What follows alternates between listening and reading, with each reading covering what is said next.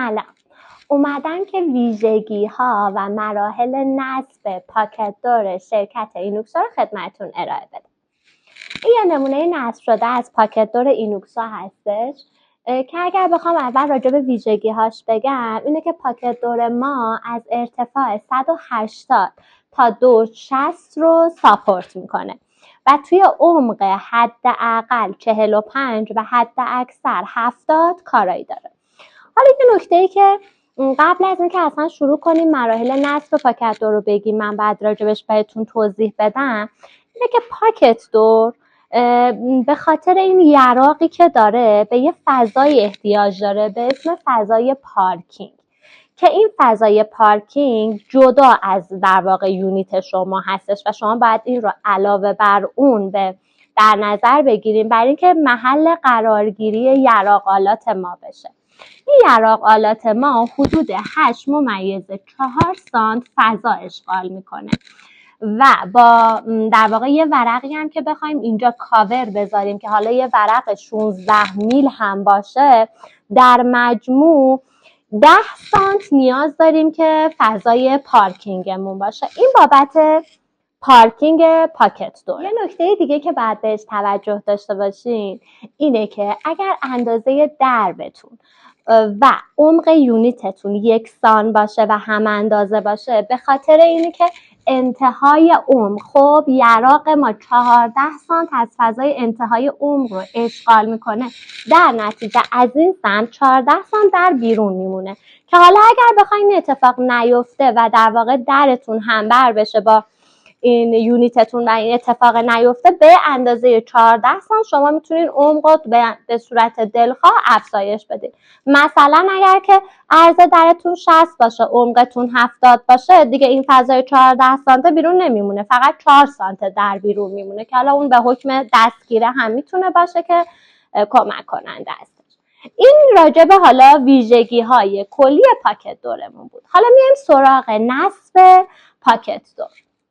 برای نصب پاکت دور ما الان اینجا یه نمونه نصب شده رو گذاشتیم که نشونتون بدیم. ببینین اولین کاری که میکنین بر حسب ارتفاع یونیتتون باید بیاین خط مرکزی یا میدلاین رو به دست بیارین. یعنی ارتفاعتون هر چی که بود تقسیم بر 2 میکنین و میدلاین به دست میاد. حالا ما با این میدلاین خیلی کار داریم یعنی اکثر نصبمون بر حسب این میدلاین صورت میگیره. اول قبل از اینکه بیایم حالا جدا جدا این اجزای یراقمون رو نصب کنیم میایم خطوطایی که باید بکشیم و خطوطایی که باید جایگذاریشو بدونیم ما شروع میکنیم با ماژیک رسم میکنیم که حالا اینجا قبلا دوستان کشیدن. میدلاین رو خب به دست آوردیم میایم 6 سانت بالاتر از خط میدلاین نقطه میذاریم و یه خط میکشیم. این خط میشه خطی که باید آکس ریل مرکزی اونجا قرار بگیره یعنی دقیقاً میشه این خط که نقاطی که حالا ما میخوایم پیچامون رو نصب کنیم میذاریم دقیقاً روی این نقاطی که ما با ماژیک خط رو کشیدیم. این راجع به خط ریل مرکزی. بعد حالا شروع میکنیم خط ریل بالا و خط ریل پایین رو میکشیم.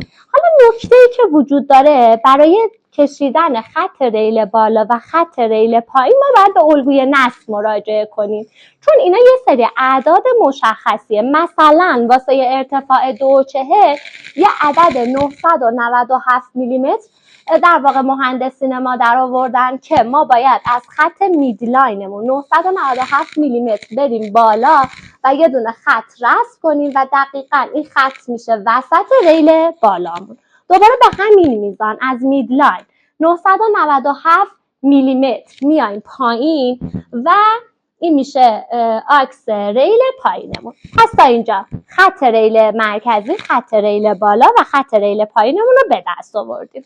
حالا میایم سراغ جای براکت بالا و جای براکت پایینمون. این هم یه عدد مشخصیه که واسه براکت بالا 402 میلیمتر از میدلاین میریم بالاتر و دقیقاً اون نقطه‌ای که 402 میلیمتره میشه زیر براکتمون و واسه براکت پایین هم 334 میلیمتر از میدلاین میایم پایین که دقیقاً این خط میشه که این هم میشه رأس بالای براکتمون. خب خطوطمون رو دیگه به دست آوردیم، حالا میایم سراغ نصب. اول که خب براکت هامون رو نصب میکنیم، براکت پایین به حالا این شکلی که نصب هست، براکت بالا و حالا ریل بالا، ریل پایین و بعد از اون میایم سراغ نصب ریل مرکزی. بعد از اینکه ریل هامون رو نصب کردیم، خب این نکته رو باید توجه داشته باشید که دم ریل ها یه درپوشی هستش. خب حالا اگر که دوست ما یه لحظه تشریف بیاره این سمت، من این درپوش رو اینجا بهتون نشون میدم. اجازه بدین یه لحظه. الان یه کوچولو هم اینا هنوز رگلاژ نیستش، به خاطر اینکه الان ما واسه ویدیو اینو جابجاش کردیم. ببینید اینجا یه سری درپوش قرار داره دم این کنار حالا این ریل هامون، که خب حالا واسه اینکه ما می‌خوایم این قطعات رو توی این ریل رو جایگذاری کنیم، باید خب این درپوشه رو برش داریم.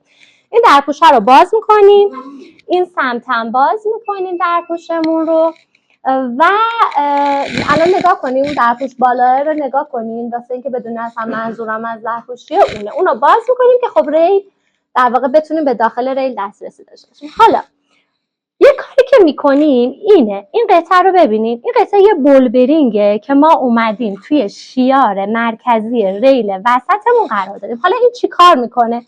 این کمک میکنه که در واقع به عنوان یه نگهدارنده داره واسه ما این بولبرینگ عمل میکنه و باعث میشه که درمون خراشیده نشه، یعنی کمک میکنه به روون داخل رفتن و بیرون اومدن ریلمون. پس بعد از اینکه سه تا ریلامون رو نصب کردیم، درپوشا رو باز میکنیم، پیچشو، خب که الان اون بسته است، اینو از این شیار این قسمت وارد میکنیم و با آچار سفتش میکنیم. بعد از این مراحل میریم سراغ مرحله بعدی که مرحله بعدی ما چیه؟ اینه که جایگذاری کنیم این در واقع قطعه آکاردئونیمونو. حالا واسه جایگذاری این قطعه آکاردئونی چی کار میکنیم؟ این یه قطعه است که اینجوری به صورت ضربدری دستمون میگیریم. اول میایم از اینجا قطعه پایین رو جایگذاری میکنیم داخل اینجا. این یه در واقع حالا بولبرینگ یا قرقره‌ای داره که از اینجا قشنگ میره داخل و جایگذاری میشه.